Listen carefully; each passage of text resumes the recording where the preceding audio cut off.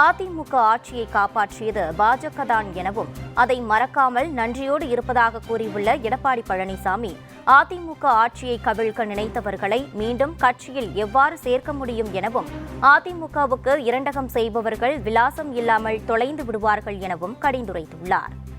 அனைத்து இந்திய அண்ணா திராவிட முன்னேற்ற கழக கட்சியை எவராலும் கொண்டு பண்ண முடியாது.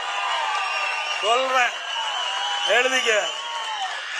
எங்களுக்கு ஆட்சி அதிகாரம் இருப்பதை விட தன்மானம் தான் எங்களுக்கு முக்கியம். அது ஒரு முள் இம்மையளவுகள் நான் விட்டு கொடுக்க மாட்டேன். சில பேரை கைக்கூலியாக வைத்துக் கொண்டு ஆட்டம் போட்டு இருக்கிறீங்க. அந்த கைக்கூலிகள் யார் என்று அடையாளம் காட்டப்பட்டு விட்டோம்.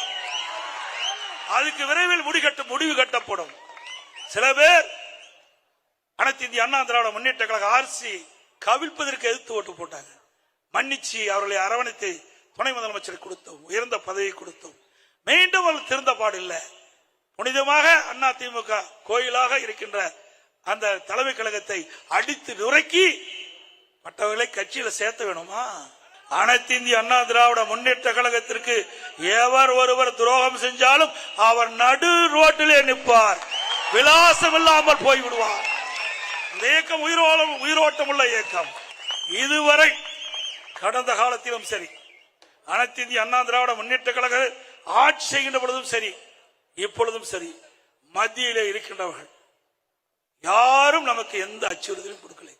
நமக்கு நன்மைதான் செய்தார்கள். புரட்சி தலைவி அம்மா மறைவுக்கு பிறகு சில பேர் அந்த கட்சியை கபலீகரம் பண்ண பார்த்தார்கள், ஆட்சி கவிழ்க்க பார்த்தார்கள். அதை காப்பாற்றி கொடுத்தவர்களும் யார் என்று உங்களுக்கு தெரியும். மத்தியிலே இருக்கின்றவர் நமக்கு காப்பாற்றி